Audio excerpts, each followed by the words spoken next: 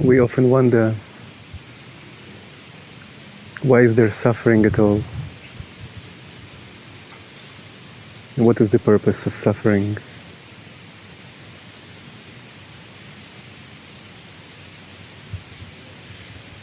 And suffering serves a very important role.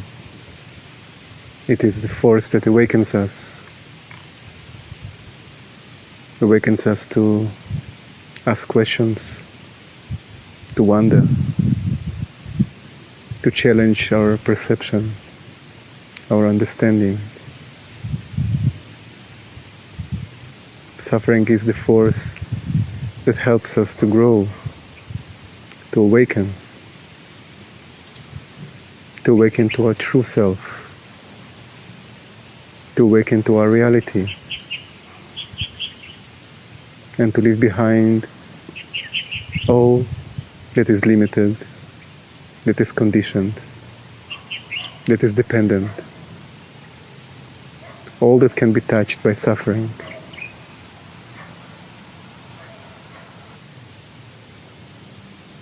Suffering is like a marker that marks everything that is relative, that is not ultimate, that is dependent, that is limited. And by marking it, it allows us to challenge our hold on all of that as reality.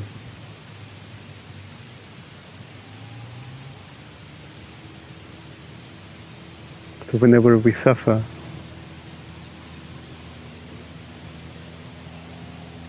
we are being shown something in a very direct way. You are being shown that which can suffer, that which is dependent, that is relative. And if we are available and open to receive this message, this wisdom, then we are invited to recognize that which cannot be touched by suffering, that which is not relative, that which is absolutely free, absolutely real.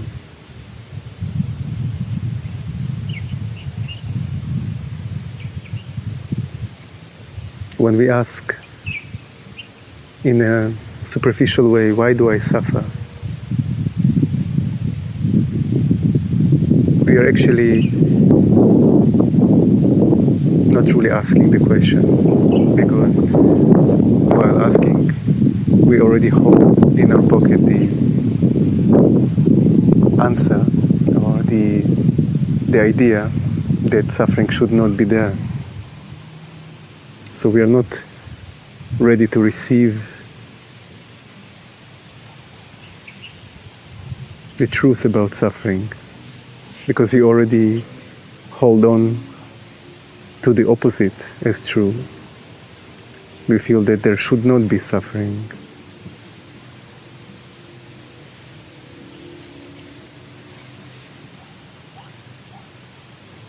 So when we ask superficially, why do I suffer? We ask it in the context of our story, in the context of this I that suffers. It is the I that asks, why do I suffer? And within the context of its story, there is no answer. Because the answer is the story itself. The answer is that the story, or rather the holding on to the story as reality, as what we are, as our identity, is suffering. And that can be only seen if there is complete listening. Not a limited listening within the story, but listening to the whole experience of suffering. Not only to the external context, but to the very essence of the identity that suffers. That very I that experiences suffering is the answer to the question of what is suffering and why is it here.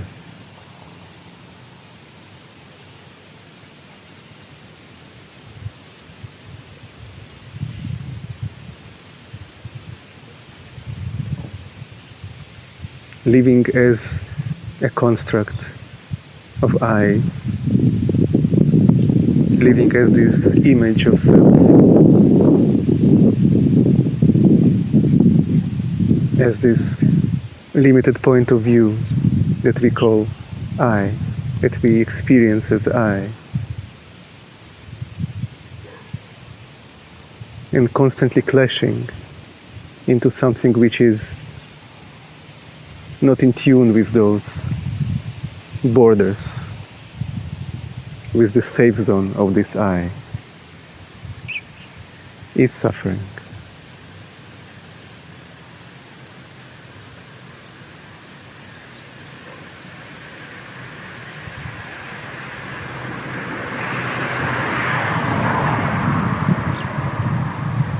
The very imposition of the construct of I, with its ideas, concepts, definitions, with its safe zone of knowledge, the very imposition of this as reality, as what we are, is the very root of suffering. This imposition of the boundaries of the I self, of the egoic self, on this pure, ultimate, free and unbound consciousness, is what is being experienced as contraction, discomfort, pain. So suffering is an act of grace. It is a reminder to awaken, a reminder to release this imposition, these imposed borders, limitations, definitions that do not belong to our nature. It is a waking call.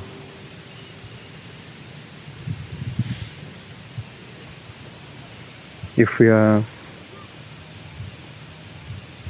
completely identified with our story and we have yet asked the question of what is this life, who am I,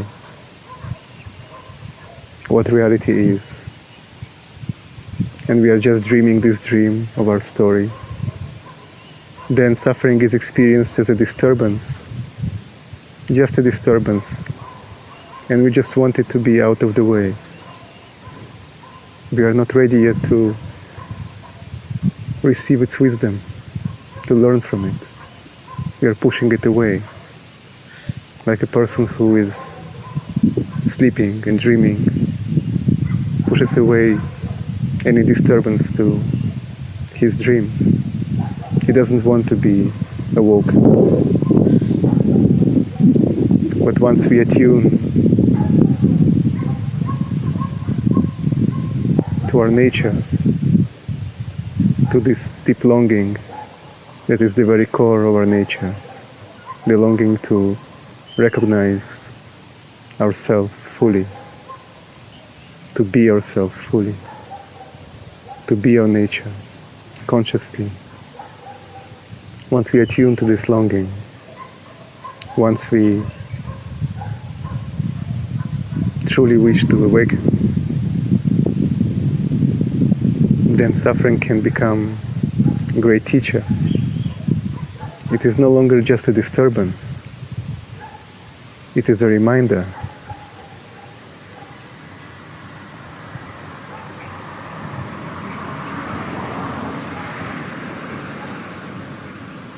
Each time we experience any kind of discomfort, we are being reminded of holding on to some borders, some identity that is currently experiencing some kind of clashing with its own borders. We are being reminded that we are holding on to a contraction.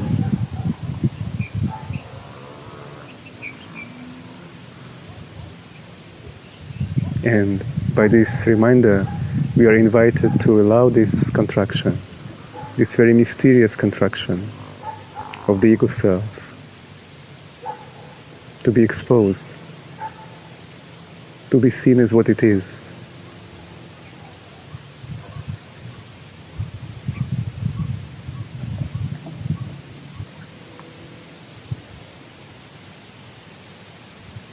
The irony is that we are investing most of our energy to gather knowledge,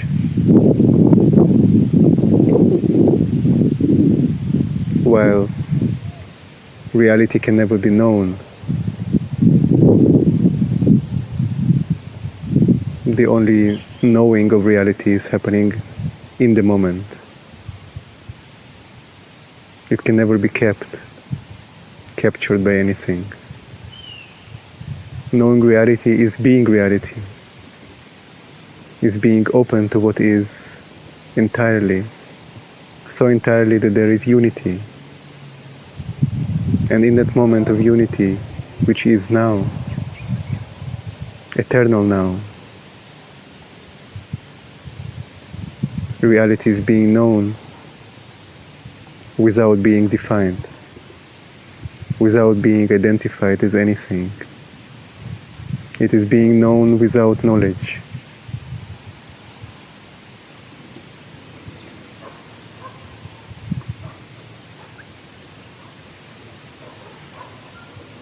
So we are investing tremendous amounts of effort and energy to gather knowledge. And that knowledge becomes our boundary.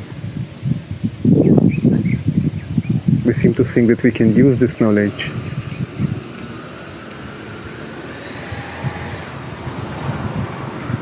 we seem to think that knowledge is wisdom, that the more knowledge we have, the more wise we become, the more ready we become to life. But it is in fact just the opposite.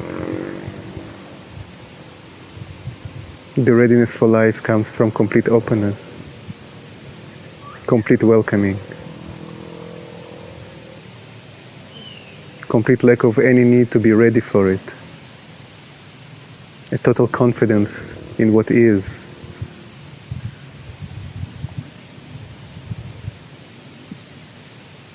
And through this confidence, through this complete openness, a pure meeting is what is.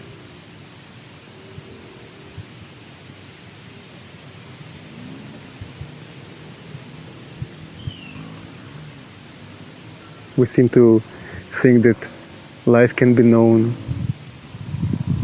like a machinery,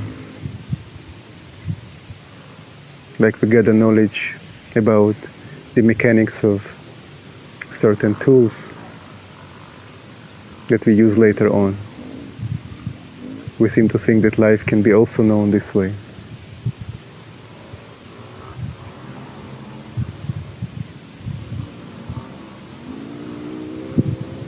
And so we become entrapped in knowledge. We imagine life to be an object and ourselves to be an object.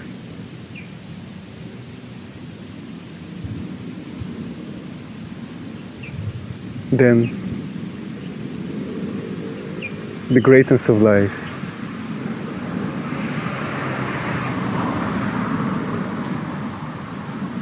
this unspeakable vastness of life, magnificence of life,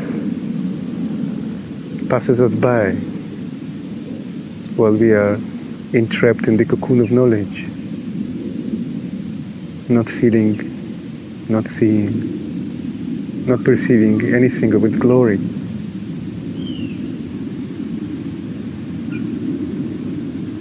Its glory is such that it can never fit any form.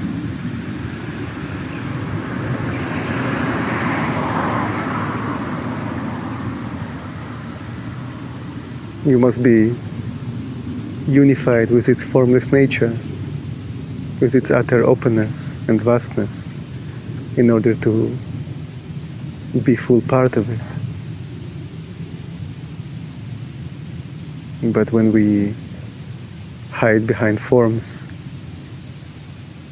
behind concepts, we are disconnected from it entirely. And this disconnection is being shown to us by suffering.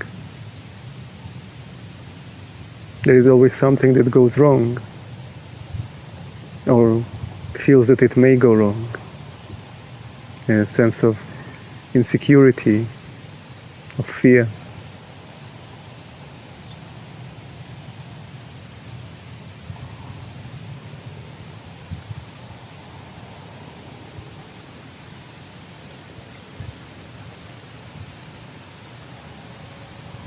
There is always doubt.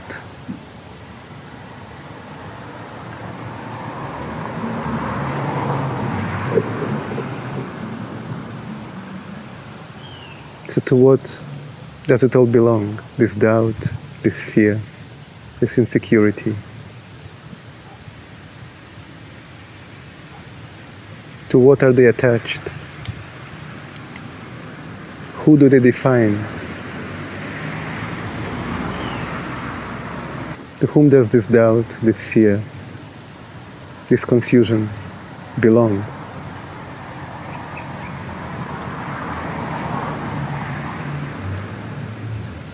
They belong to this identity, I, this idea, this image of ourselves.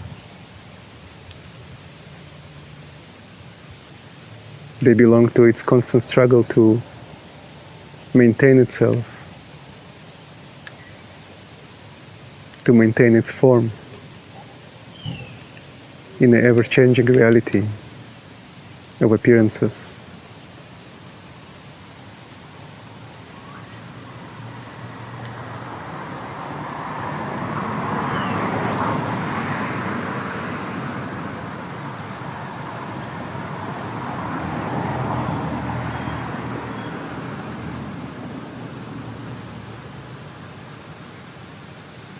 They belong to this prison that we have built around ourselves unconsciously, and we are holding on to, identifying with this image, I, and its story.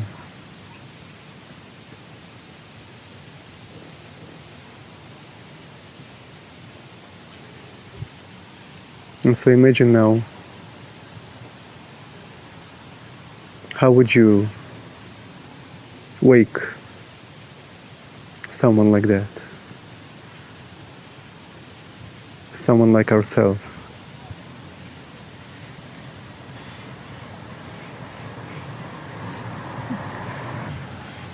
How would you show the persona appearing in a dream that it is a dreamt one?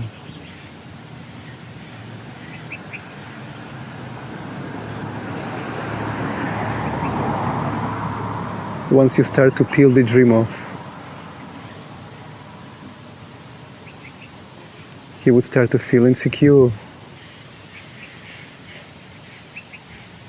The very trying to hold on to the dream would be experienced like pain, like grief.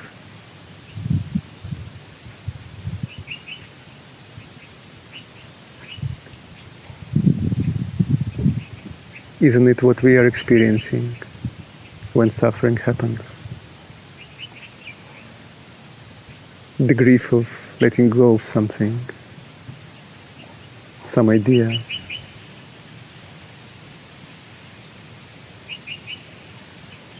of ourselves,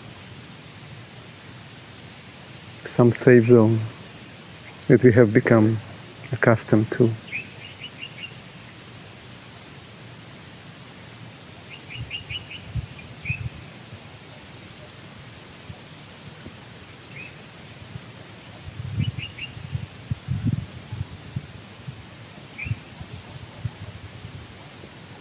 Perhaps the greatest skill we can learn in life is one of letting go.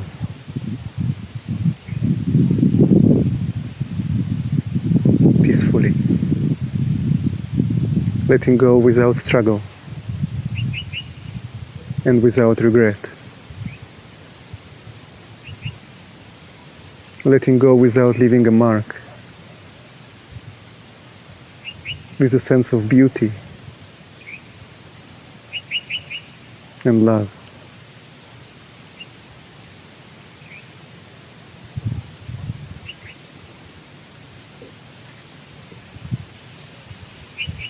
When you have learned to let go, when you have no more need to capture anything, it is then that you become fully available to meet what is and to be unified with it entirely. And then you can bask in your own glory, in your own joy, in your own timeless nature, unbound and free.